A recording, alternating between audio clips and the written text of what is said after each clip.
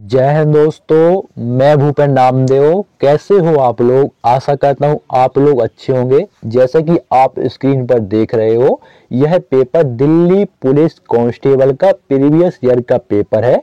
तो आज हम इसी को सॉल्व करने वाले हैं, ताकि जो आपका अगला एग्जाम दिल्ली पुलिस कांस्टेबल का दिसंबर 2023 में होने वाला है, उस एग्जाम में आप ज्यादा से ज्यादा अंक हासिल कर पाओगे। इसके अलावा अगर आप दिल्ली पुलिस कांस्टेबल का प्रीवियस ईयर का पेपर सॉल्व करोगे तो आपको आसानी से पता चल जाएगा कि दिल्ली पुलिस कांस्टेबल में किस लेवल के प्रश्न पूछे जाते हैं, सरल प्रश्न पूछे जाते हैं, कठिन प्रश्न पूछे जाते हैं। इसके अलावा किस किस टॉपिक से आपके प्रश्न बनते हैं। इसके अलावा भी मैं दिल्ली पुलिस कांस्टेबल का प्रीवियस ईयर का पेपर सॉल्व करा चुका हूं। तो अभी तक अगर आपने नहीं देखा है तो वीडियो प्लेलिस्ट में आप जाके देख सकते हैं। ठीक है, तो वीडियो स्टार्ट करने से पहले मैं आपका एग्जाम पैटर्न ही बता देता हूं। ठीक है, और आपका ये पेपर कौन सा है, कब का है, ये भी मैं आपको बता देता हूं। ठीक है, तो आप ये साफ साफ इसमें देख सकते हैं। आपका एग्जाम डेट दे रखा है 16 दिसंबर 2020 को ये पेपर हुआ और सेकंड शिफ्ट का पेपर है कांस्टेबल इन दिल्ली पुलिस एग्जाम 2020। ठीक है, इसके अलावा एग्जाम पैटर्न में आपका 20 अंक का देखो जीके जीएस आता है, तो जीके जीएस को बिल्कुल इग्नोर नहीं करना है। 25 अंक का आपका रीजनिंग आने वाला है और 15 अंक का मैथ और 10 अंक का आपका कंप्यूटर आता है। तो आपका जीके जीएस तो मैं कंप्लीट करा ही दिया हूँ। इसके अलावा रीजनिंग का भी आप प्रीवियस ईयर पेपर देख सकते हैं, वो भी मैं आज से स्टार्ट कर दूंगा।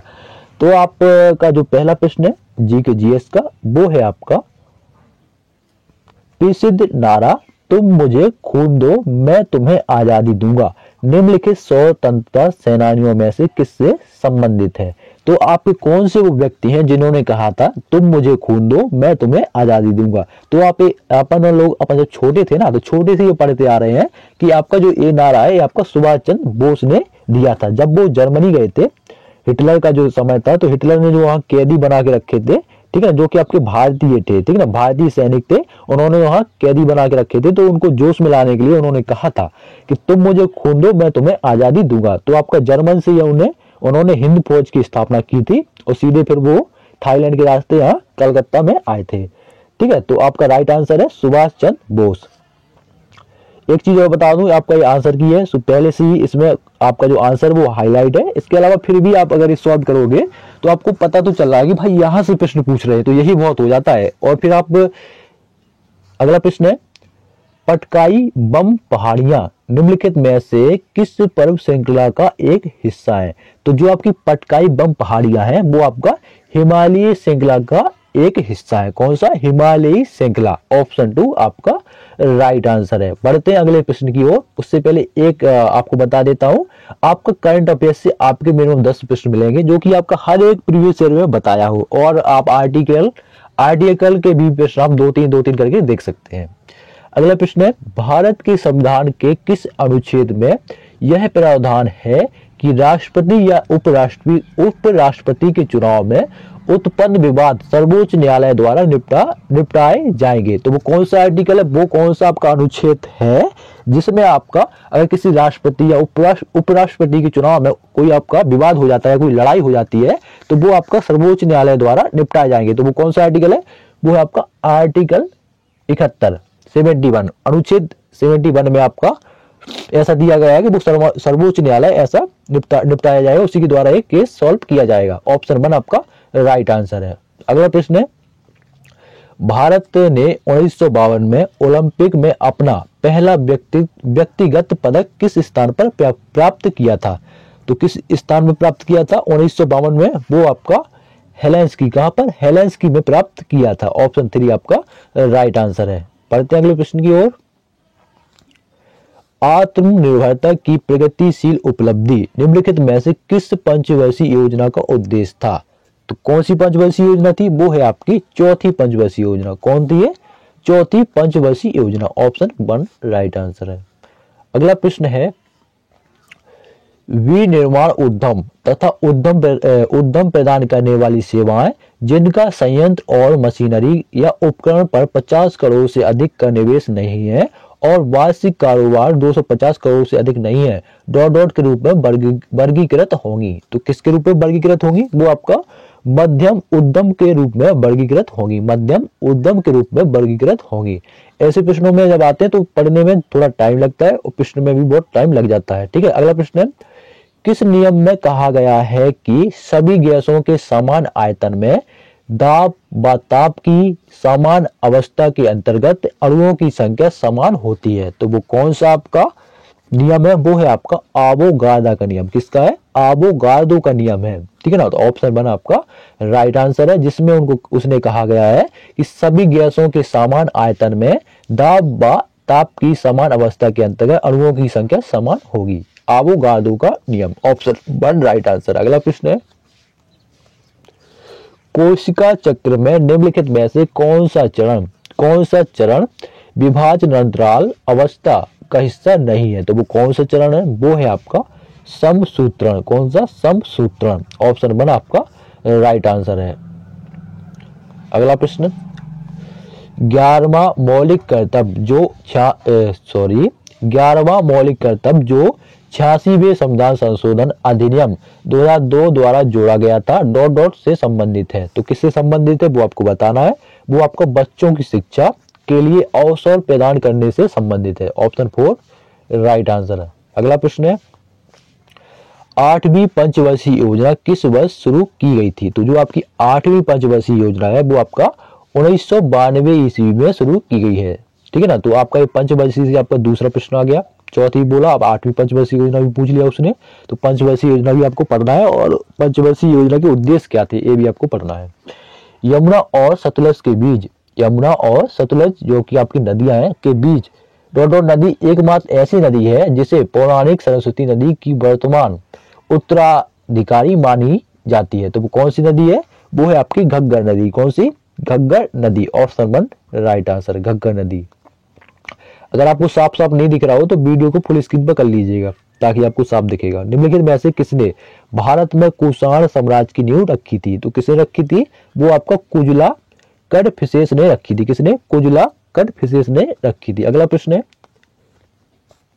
2020 में महिलाओं का यूएस ओपन जीतने वाली नाओमी ओसाका किस देश की निवासी है? तो जो आपकी नाओमी ओसाका है वो आपकी जापान की निवासी है। कहाँ की? जापान की निवासी है। Option 2 right answer. अगला प्रश्न है, पालघाट मणि अय्यर निम्नलिखित में से किस यंत्र के प्रतिपादक हैं? तो वो किस यंत्र के प्रतिपादक हैं?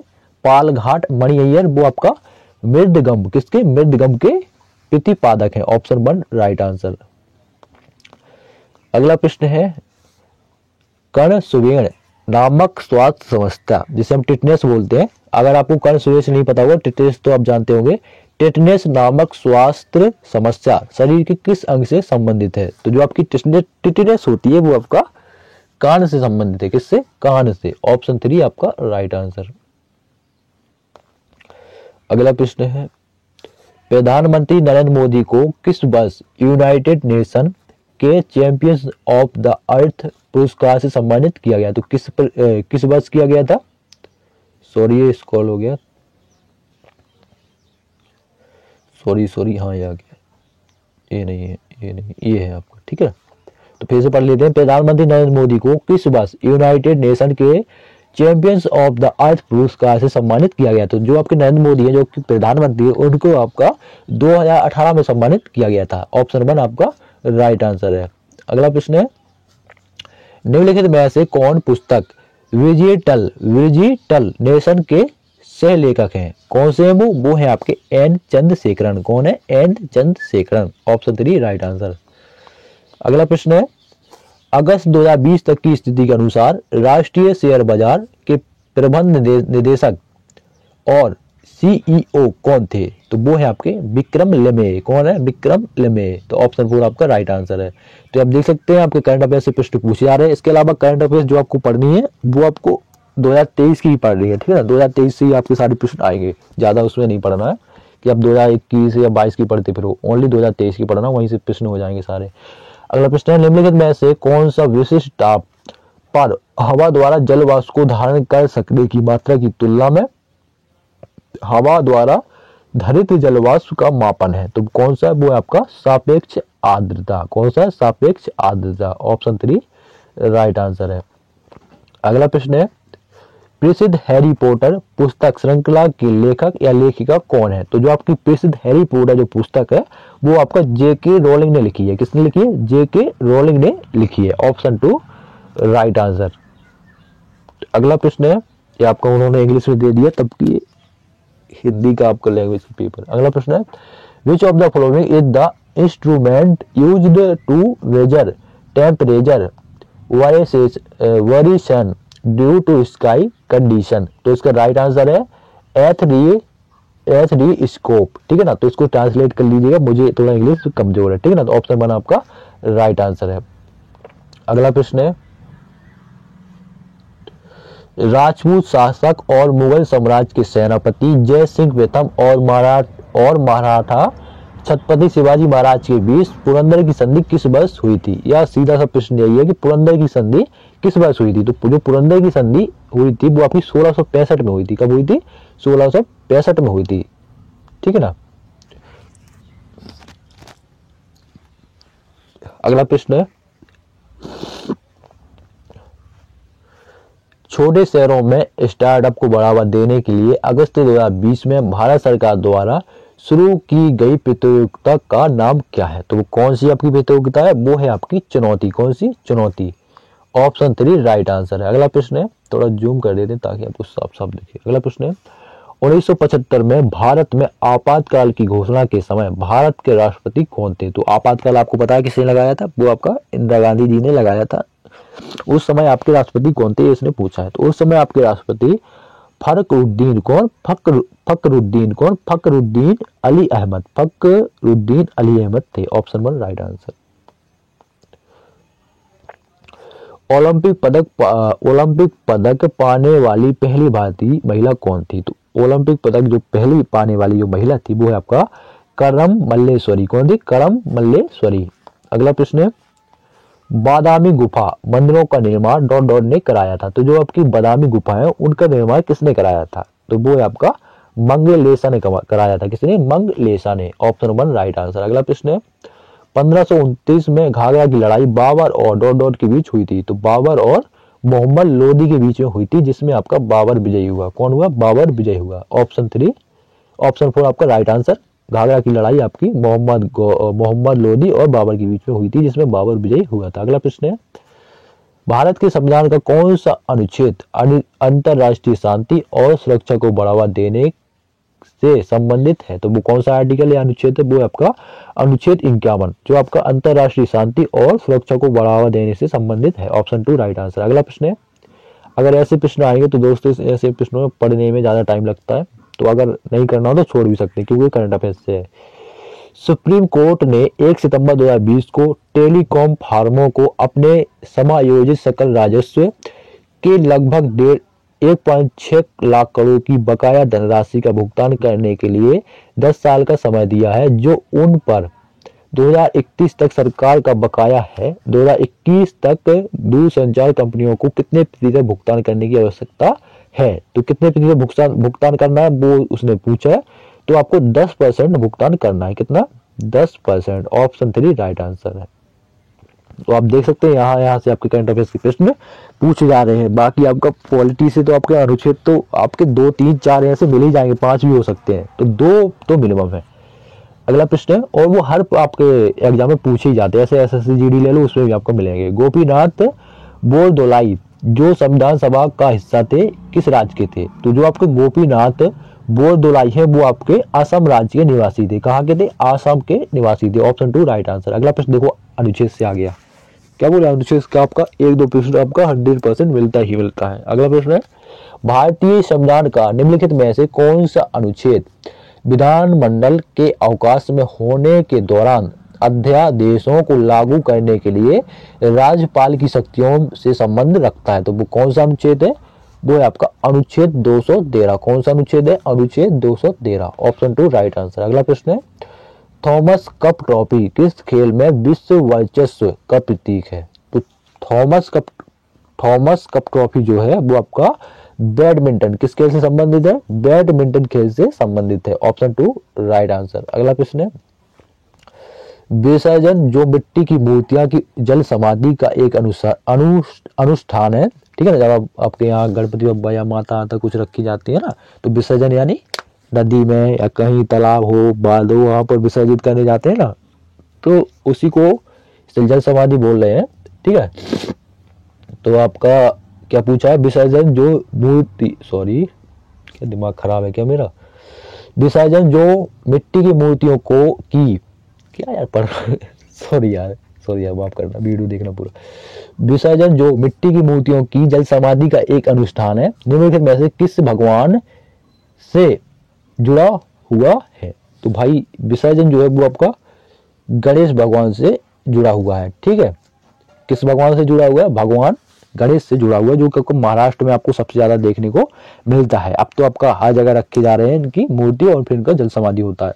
उन्होंने भगवान को पूछा, अगर उन्होंने देवी को पूछा तो आपका दुर्गा माता का रखा जाता है। ठीक है ना, हर साल नवरात्रियों में। ठीक है, तो ऑप्शन 4 आपका राइट आंसर है, गणेश भगवान। अगला प्रश्न है, बरेंद्र के मैदान निम्नलिखित में से किस राज्य में स्थित है। तो जो आपके बरेंद्र के मैदान है वो आपका पश्चिम बंगाल या वेस्ट बंगाल में स्थित है। अगला प्रश्न है, ऑप्शन 4 राइट आंसर। अगला प्रश्न है, इंडकी राष्ट्रीय उद्यान जिसे नतांगी राष्ट्रीय उद्यान के नाम से जाना जाता है, निम्नलिखित में से किस राज्य में स्थित है। जो आपका इंडकी राष्ट्रीय उद्यान है वो आपका नागालैंड, कहां पर, नागालैंड में स्थित है। ऑप्शन 1 आपका राइट आंसर। अगला प्रश्न है, राष्ट्रीय सांख्यिकी कार्यालय द्वारा जारी आंकड़ों के अनुसार अप्रैल जून तिमाही के लिए भारत का सकल घरेलू उत्पाद कितने प्रतिशत तक घट गया है। तो कितना प्रतिशत तक घट गया है, वो आपका 23.9% तक घट गया है। ऑप्शन 1 आपका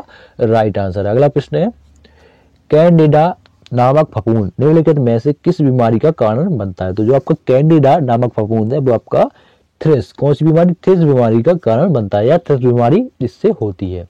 ऑप्शन 3 आपका राइट आंसर। अगला प्रश्न है, केरल का सबसे लोकप्रिय त्योहार ओणम निम्नलिखित में से किस मलयालम महीने में मनाया जाता है। तो जो आपका ओणम नृत्य है वो आपका चिंगम कब मनाया जाता है, चिंगम महीने में मनाया जाता है, जो कि आपको मलयालम भाषा में आपका चिंगम होता है एक महीना। ठीक है, वहां पर चिंगम महीने में मनाया जाता है। Option 1 right answer. अगला प्रश्न है, 1983 की फिल्म गांधी में अपने योगदान के लिए भानु अथैया भारत की पहली ऑस्कर पुरस्कार विजेता बनी थी।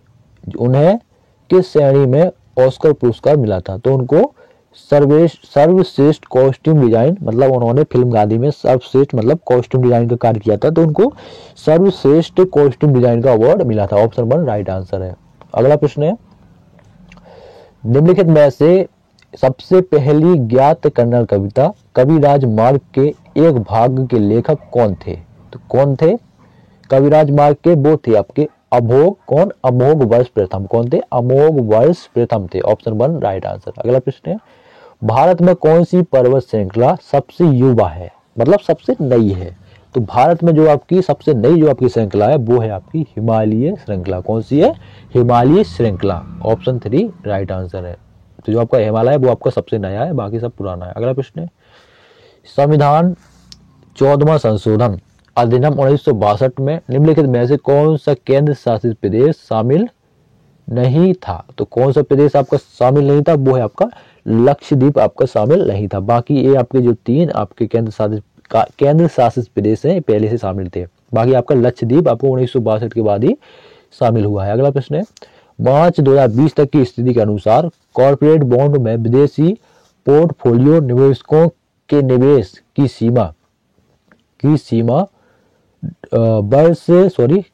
वित्तीय वर्ष 2020-21 के लिए बकाया स्टॉक की कितने प्रतिशत तक बढ़ गई थी। तो कितने परसेंट तक बढ़ गई थी, वो 15% तक बढ़ गई थी। Option 3 right answer. अगला प्रश्न है, बैंजो किस प्रकार का वाद्य यंत्र है। तो आपने एक मूवी भी देखी होगी कि वो मूवी थी बैंजो, ठीक है ना, जिसमें आपका रितेश देशमुख जो आपके एक्टर है वो आपको उसमें एक्टिंग कर रहे थे, मेन हीरो के रोल में थे। ठीक है ना, तो बैंजो जो आपका है वो आपका तंतु वाद्य यंत्र है। कौन सा, तंतु वाद्य यंत्र है। ठीक है, गिटार वही है आपका। अगला प्रश्न है, ओटन ठुल्लल, कौन, ओटन ठुल्लल भारत के निम्नलिखित में से किस राज्य से संबंधित एक नृत्य शैली है। तो जो आपकी ओटन ठुल्लल है वो आपका केरल से संबंधित है। कहां से, केरल से संबंधित है। Option 4 right answer Kerala.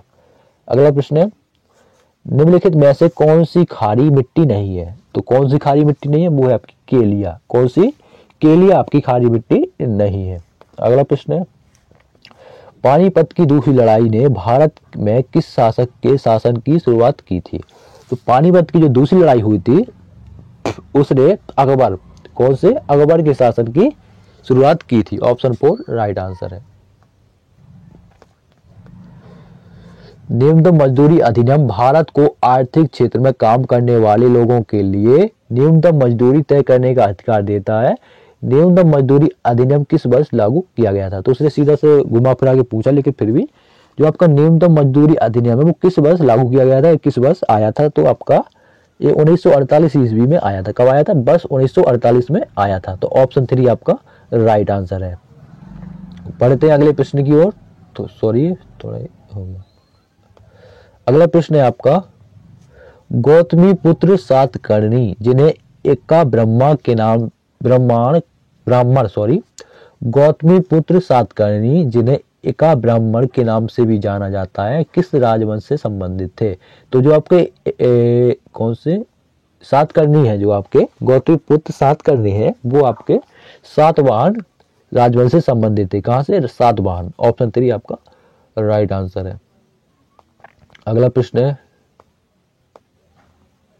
अगला और आखिरी, श्री देविया गर्ल वुमन सुपरस्टार पुस्तक के लेखक या लेखक कौन है? तो आपकी जो श्री देवी गर्ल वुमन सुपरस्टार है वो आपका जो उसके लेखक है वो आपके सत्यार्थ नायक है। कौन है? सत्यार्थ नायक। ऑप्शन 3 आपका राइट आंसर है। यार बहुत जुकाम सा हो गया।